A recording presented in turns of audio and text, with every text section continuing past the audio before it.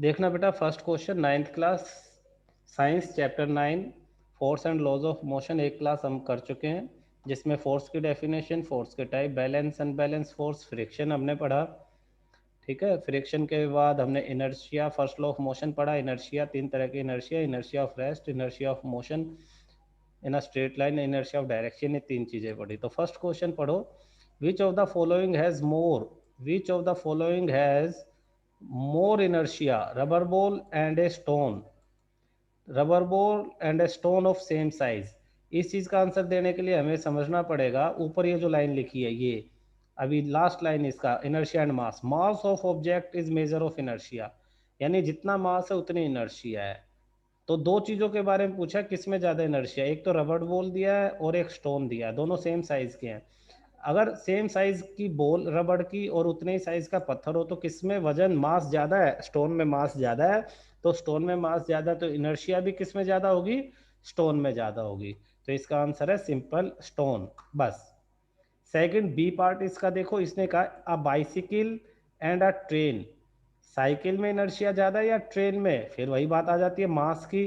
तो मास किस में ज़्यादा है, ट्रेन में, तो इनर्शिया भी किस में ज़्यादा होगी, ट्रेन में। तो सेकंड बी का आंसर है ट्रेन।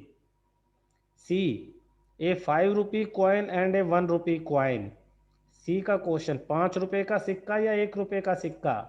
तो जनरली 5 रुपए के सिक्के में वजन ज़्यादा है, हम यही मानेंगे।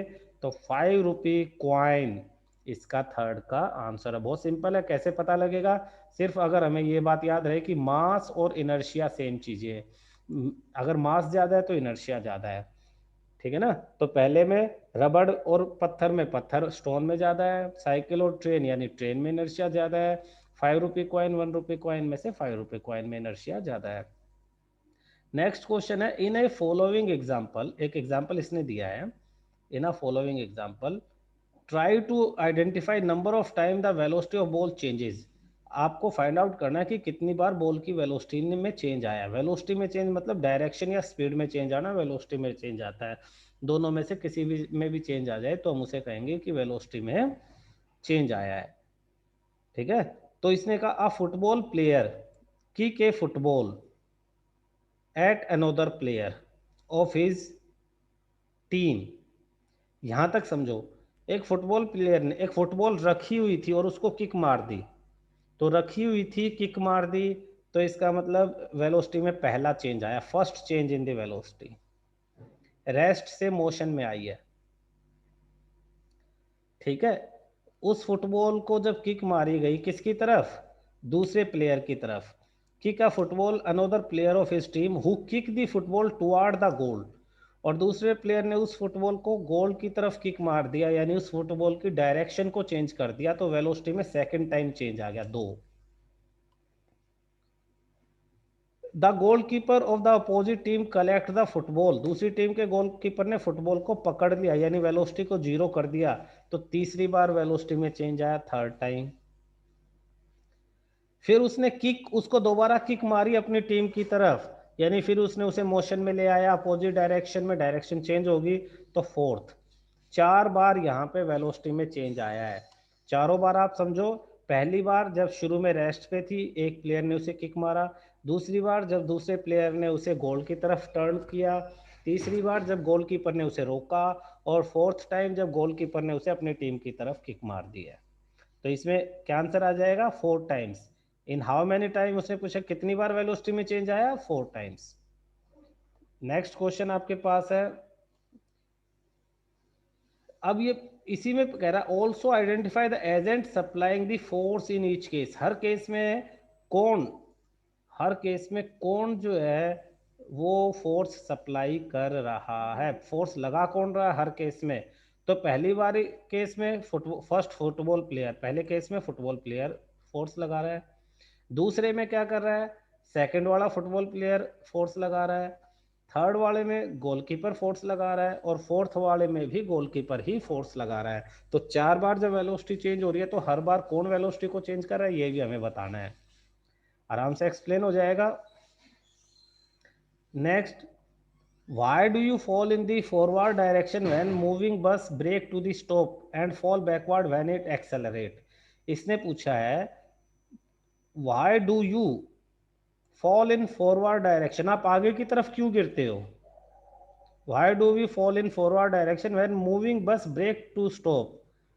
तुम आगे की तरफ क्यों गिरते हो जब कोई बस, moving bus brake to stop, जब कोई चलती हुई बस रुकती है, आप गाड़ी में बैठे हो, एकदम ब्रेक लगा, आप आगे की तरफ जाते हो, हमने डिस्कस किया है ना? तो किस वजह से? इनर्शिया की वजह से। ये याद रखना, इनर्शिया, ड्यू टू इनर्शिया। कुछ याद नहीं आए तो आंसर लिखोगे due to inertia. Scientific answer लिखना है तो सोचो कि इनर्शिया की 3 टाइप थी, rest, inertia of rest, inertia of motion, inertia of direction. कौन से वाली इनर्शिया? तो उसके लिए आप देखो कब ऐसा हुआ, ब्रेक लगाने के बाद ऐसा हुआ। तो ब्रेक लगाने से पहले आप रेस्ट पे थे या मोशन में थे? मूविंग बस है यानी आप मोशन में थे। ब्रेक लगाने से पहले अगर आप मोशन में थे तो आपके अंदर इनर्शिया ऑफ मोशन है, तो आंसर आ जाएगा due to inertia of motion. ये तो 1 मार्क्स में है। ज्यादा मार्क्स में एक्सप्लेन करना तो इसे एक्सप्लेन करोगे कैसे? When bus is in motion, we are also in motion with the bus, but when brake applies on the bus, bus stops, but we cannot stop due to inertia of motion and fall in forward direction। इस तरह से words में आप इसके answer को लिख दोगे। फिर पूछता है and fall backward when it accelerate from rest. रुकी बस एकदम से स्पीड पकड़ लेती है तो आप पीछे की तरफ क्यों गिरते हो?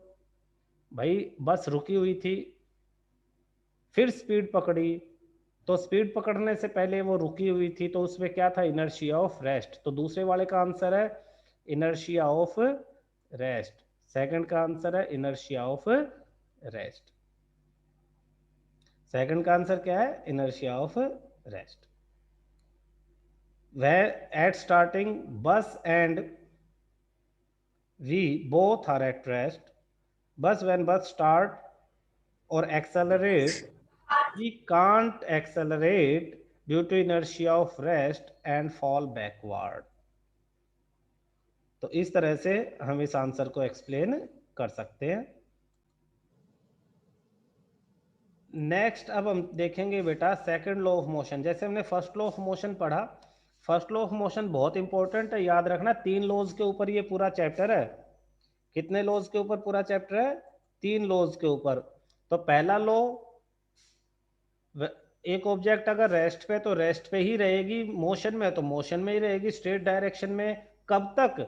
जब तक उस पर फोर्स नहीं लगाते आप, एक्सटर्नल अनबैलेंस फोर्स नहीं लगाते। ये फर्स्ट लॉ है।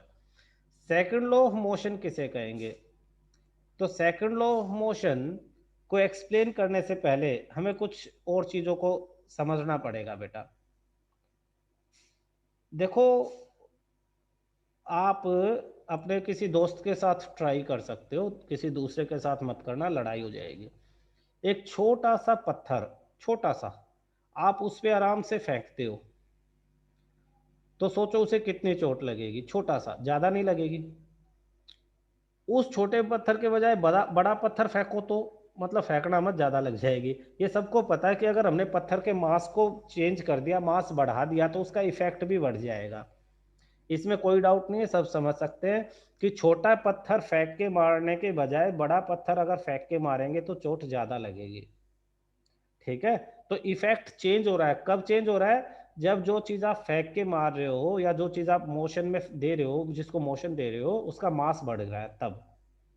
तो इफेक्ट, असर किस पे डिपेंड करता है? मास पे। लेकिन सिर्फ मास पे डिपेंड नहीं करता। आप एक बुलेट, पिस्टल की जो गोली होती है बुलेट, उस बुलेट को फेंक के मारो हाथ से तो ज्यादा चोट नहीं लगेगी, लेकिन उसे अगर पिस्टल में, राइफल में डाल के चलाओगे तो चोट ज्यादा लगेगी, आर पार हो जाएगी, मर जाएगा इंसान। तो यहाँ पे क्या चेंज किया? मास तो यहाँ पे सेम था, हमने वेलोसिटी चेंज की, स्पीड बढ़ा दी। यानी एक तो पत्थर को आराम से दोस्त पे फेंक दो और एक जोर से फेंक के मारो, दोनों में फर्क है ना। तो दो चीजें इन बातों से समझ में आई कि मास बढ़ाने से भी इफेक्ट बढ़ेगा और वेलोसिटी बढ़ाने से भी इफेक्ट बढ़ेगा, यानी इन दोनों चीजों से इफेक्ट बढ़ता है। तो हमने एक और नई वैल्यू का नाम रखा मोमेंटम। एक और नई वैल्यू ली जिसका नाम हमने क्या रखा? मोमेंटम। और मोमेंटम क्या है? मोमेंटम है product of mass and velocity. Momentum, हमने एक नई चीज को इंट्रोड्यूस किया, momentum was introduced by Newton. Mark कर लो अपने बुक में जो दिखा रहा हूं यहाँ पे, momentum was introduced by Newton.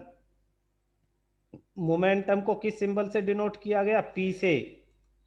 P, जैसे मास के लिए एम है, वेलोसिटी के लिए वी, एक्सेलरेशन के लिए ए, टाइम के लिए टी, डिस्प्लेसमेंट के लिए एस, ऐसे ही मोमेंटम के लिए पी सिंबल है। निशान लगा लो अच्छी तरह से। जब क्वेश्चन आएगा डिफाइन मोमेंटम, तो हम कहेंगे momentum, the momentum of p of an object is defined as product of mass m and velocity v, that is momentum p is equal to mass into velocity. Momentum क्या है? Product of mass and velocity. Mass और velocity का product ही momentum है। तो formula momentum का, अगर momentum के फॉर्मूले के बारे में जब क्वेश्चन आएगा तो P equal to mass into velocity, ये जो नीचे दिया हुआ है। तो आपको क्या यहाँ पे याद रखना है? सेकंड लॉ नहीं है ये, सेकंड लॉ से पहले कुछ चीजें समझने की है, वो है मोमेंटम का formula mass into velocity. Momentum में दोनों चीजें हैं, बोथ डायरेक्शन एंड मैग्नीट्यूड। हमने पढ़ा दो चीजें होती है, स्केलर एंड वेक्टर। स्केलर वो जिसमें मैग्नीट्यूड होता है और वेक्टर वो जिसमें डायरेक्शन भी है। तो मोमेंटम में दोनों है, डायरेक्शन एंड मैग्नीट्यूड, इसलिए momentum is a vector quantity. Momentum कौन सी क्वांटिटी है? वेक्टर। मोमेंटम एक मार्क्स में क्वेश्चन पूछेगा, मोमेंटम स्केलर और वेक्टर, वेक्टर यस। अगले मार्क्स, अगला क्वेश्चन, मोमेंटम की डायरेक्शन कैसी रहेगी? मोमेंटम की डायरेक्शन वही रहेगी जो वेलोसिटी की डायरेक्शन है। Its direction is same as that of velocity. Momentum की डायरेक्शन और वेलोसिटी की डायरेक्शन सेम रहेगी। मोमेंटम की एसआई यूनिट क्या रहेगी? SI unit of momentum, mass की किलोग्राम, वेलोसिटी की मीटर पर सेकंड। तो मोमेंटम की किलोग्राम मीटर पर सेकंड एसआई यूनिट रहेगी, किलोग्राम मीटर पर सेकंड। तो कितने क्वेश्चन बने, साथ साथ लिख सकते हो। Define momentum, write its formula, is it scalar or vector, what is its direction, write its SI unit। ये सारे क्वेश्चन इन्हीं 4 लाइनों में इनके आंसर है, किलोग्राम मीटर पर सेकंड।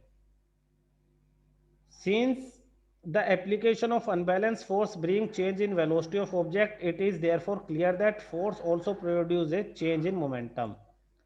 अनबैलेंस फोर्स ही वेलोसिटी में चेंज ला सकती है, और अनबैलेंस फोर्स के लिए क्या चाहिए हमें? भाई फोर्स लगानी पड़ेगी, और वो भी कौन सी? अनबैलेंस फोर्स लगानी पड़ेगी, तभी वेलोसिटी में चेंज आएगा, और वेलोसिटी में चेंज आएगा तभी मोमेंटम जो है वो प्रोड्यूस होगा। देखो, अगर आप एक बात बताओ, रखी हुई चीज, एक पत्थर को सिर्फ आपके हाथ पे आराम से हाथ के साइड में टच करके रख दे, तो आपको चोट मारेगा? नहीं मारेगा। यानी अगर वेलोसिटी जीरो है, वेलोसिटी जीरो, तो इफेक्ट जीरो रहेगा, मोमेंटम जीरो रहेगा, क्योंकि मास इंटू जीरो जीरो। तो मोमेंटम किस में होगा? सिर्फ मूविंग ऑब्जेक्ट में ही मोमेंटम होगा, अदरवाइज मोमेंटम नहीं होगा। ये समझने की चीजें हैं। अब एक सिचुएशन देखो बेटा, इसमें आप सेकंड लॉ ऑफ मोशन अब याद करो, यहां से मार्क करना, ध्यान से देखना। The second law of motion state that, second law of motion क्या कहता है? Rate of change of momentum,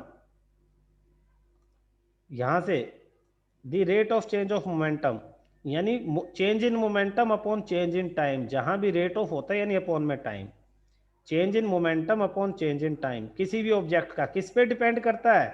अभी अभी हमने कहा कि मोमेंटम वेलोसिटी पे डिपेंड करता है और वेलोसिटी फोर्स पे डिपेंड करते हैं। तो यहाँ पे मोमेंटम किस पे डिपेंड करेगा?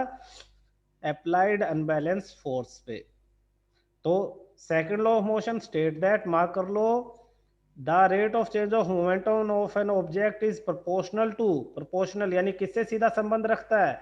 Applied unbalance force in the direction of force. जिस डायरेक्शन में फोर्स लग रही है उसी डायरेक्शन में मोमेंटम में चेंज आ जाएगा, और यही सेकंड लॉ ऑफ मोशन, इसे याद रखना है। तो क्वेश्चन आएगा state second law of motion, उसका ये आंसर मैं मार्क करवा दिया है।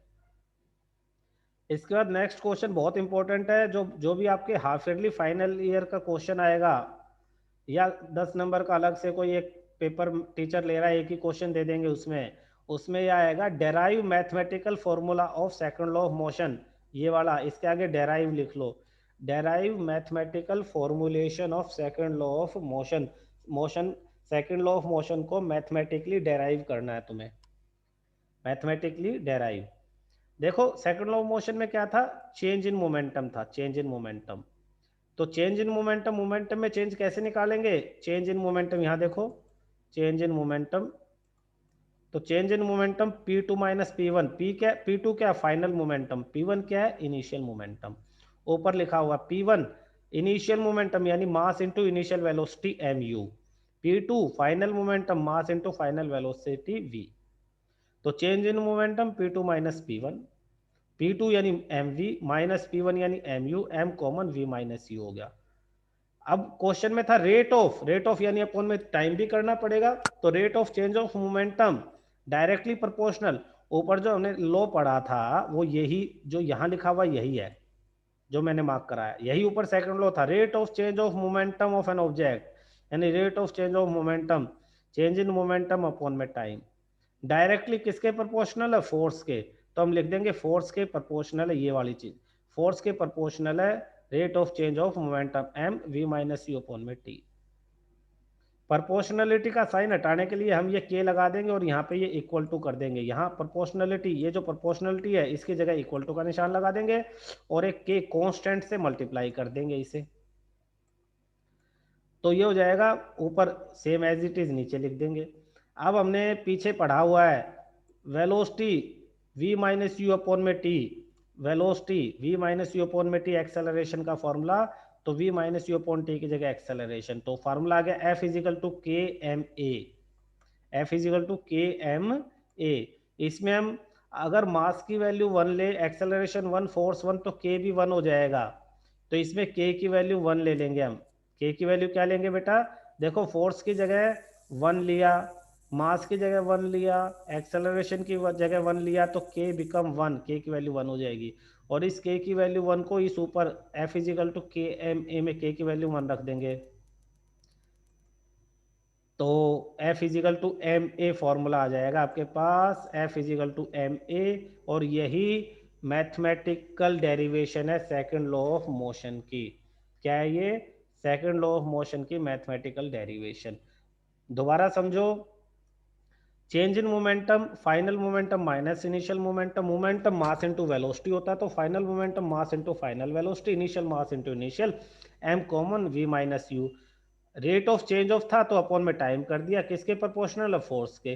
प्रोपोर्शनलिटी का साइन हटा के इक्वल लगाया, उसके लिए कांस्टेंट से के से multiply, v minus you upon T acceleration होता है, पिछले पूरे चैप्टर में हमने यही पढ़ा, तो के एम ए, के की वैल्यू 1 रख दी, F equal to m a. Unit of force, force की यूनिट मास की यूनिट किलोग्राम होती है, एक्सेलरेशन मीटर पर सेकंड स्क्वायर होती है, तो पूरी फोर्स की यूनिट किलोग्राम मीटर पर सेकंड स्क्वायर है। लेकिन न्यूटन ने ये सब निकाला था, तो न्यूटन की रिस्पेक्ट में हमने फोर्स की यूनिट को ही न्यूटन रख दिया, न्यूटन। तो इसका फोर्स की यूनिट न्यूटन और इसका सिंबल क्या है, एन, इसका सिंबल क्या है, N. Second law of motion जो है give us method of measure the force acting on an object, ये हमें बताता है कि किसी ऑब्जेक्ट पे कितनी फोर्स लग रही है, उसे हम कैसे मेजर करेंगे, उसे हम क्या करेंगे, उस ऑब्जेक्ट का मास और उसके अंदर जो एक्सेलरेशन, उन दोनों को मल्टीप्लाई करके हम सेकंड लॉ ऑफ मोशन निकाल सकते हैं। मास को और एक्सेलरेशन को मल्टीप्लाई करके सेकंड लॉ ऑफ मोशन की फोर्स हम निकाल सकते हैं। किसने बताया हमें, सेकंड लॉ ऑफ मोशन ने बताया।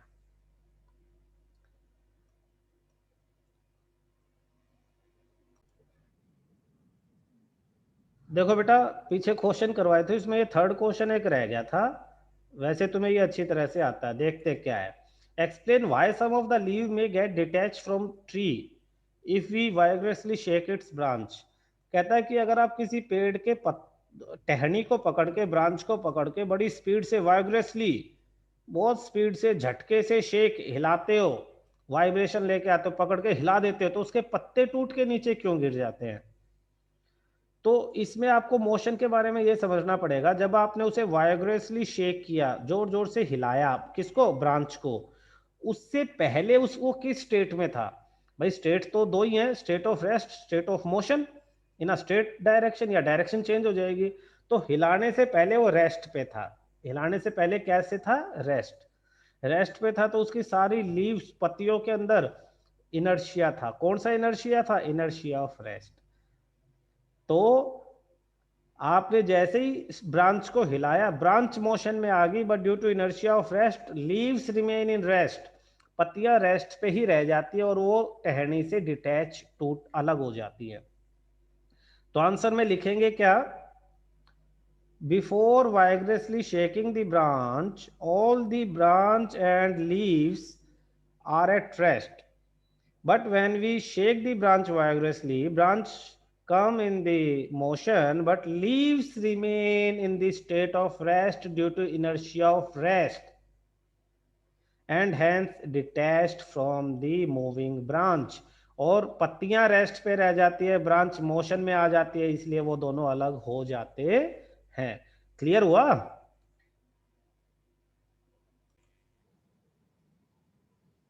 ये जो पोर्शन मैंने मार्क किया है बेटा आपके बुक में, मार्क कर लो, इस पे बहुत इंपॉर्टेंट क्वेश्चन बनता है, क्वेश्चन लिख लो बुक पे ही।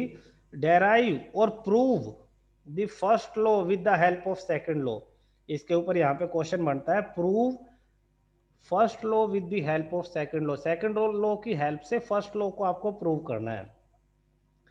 First law of motion can be mathematically stated from the mathematical expression of second law of motion. कह रहा है कि फर्स्ट लॉ ऑफ मोशन को भी सेकंड लॉ ऑफ मोशन की हेल्प से मैथमेटिकली हम प्रूव कर सकते हैं। कैसे? सेकंड लॉ का मैथमेटिकल एक्सप्रेशन क्या था, एफ इजिकल टू एम में, इसमें एफ क्या है, एफ है फोर्स, एम क्या है, एम है मास, और ए क्या है, एक्सेलरेशन। इसमें एक्सेलरेशन की वैल्यू लिख दो, एक्सेलरेशन का formula v minus you upon में t, v minus you upon t, ये t उधर इधर डिवाइड में उधर जाके f से मल्टीप्लाई हो जाएगा, तो f into T is equal to mass into velocity minus mass into initial velocity. अब सोचो कि अगर f जीरो है, आप फोर्स नहीं लगा रहे हो, f जीरो, तो ये f इंटू टी ये भी जीरो हो जाएगा, ये m u दूसरी तरफ आ जाएगा, माइनस है तो m से m कैंसिल हो जाएगा, यानी v इक्वल टू यू आ जाएगा। थोड़ा सा मैथमेटिकल एक्सप्रेशन, ये जीरो माइनस एम यू दूसरी तरफ, m से m कैंसिल दोनों तरफ, v is equal to U. यही तो फर्स्ट लॉ था। फर्स्ट लॉ कहता है अगर फोर्स जीरो है, अगर फोर्स जीरो, एक्सटर्नल कोई फोर्स ही नहीं लगाओगे, तो जो वेलोसिटी पहले है वही बाद में रहेगी, इनिशियल और फाइनल वेलोसिटी सेम रहेंगी। अगर ऑब्जेक्ट रेस्ट पे तो रेस्ट पे ही रहेगी, ऑब्जेक्ट मोशन में तो मोशन में ही रहेगी, चाहे कितना ही टाइम बीत जाए, what ever the time t is taken means that the object will continue moving with uniform velocity u throughout the time। if u is zero v also zero। कब? जब f फोर्स जीरो होगा। अगर आपकी cycle आप 50 kilometre per hour की speed से चला रहे हो और फ्रिक्शन फोर्स को जीरो कर दे, आप पैडल मारना बंद कर दो, तो वो 50 किलोमीटर पर आवर की स्पीड से ही चलती रहेगी, हमेशा कभी नहीं रुकेगी। ठीक है, क्यों? क्योंकि फ्रिक्शन जीरो है। तो अगर फ्रिक्शन को जीरो कर दे, अपोजिंग फोर्स को जीरो कर दे, यानी net force on the object zero हो जाए, किसी भी ऑब्जेक्ट पे नेट फोर्स जीरो हो तो उसकी वेलोसिटी में चेंज नहीं आता, वो जिस स्पीड से मूव कर रही है उसी पे मूव करती रहेगी, और अगर वो रेस्ट पे है तो रेस्ट पे ही रहेगी। कितना सिंपल है प्रूव करना। सेकंड लॉ था फिजिकल टू एम में, एक्सेलरेशन का formula v minus you upon T, T उधर जाके एफ से multiply, M V minus M U, F zero हो जाएगा तो ये जीरो हो जाएगा, एम यू दूसरी तरफ, एम से M cancel, V is equal to U, prove आपका हो जाता है। ठीक है।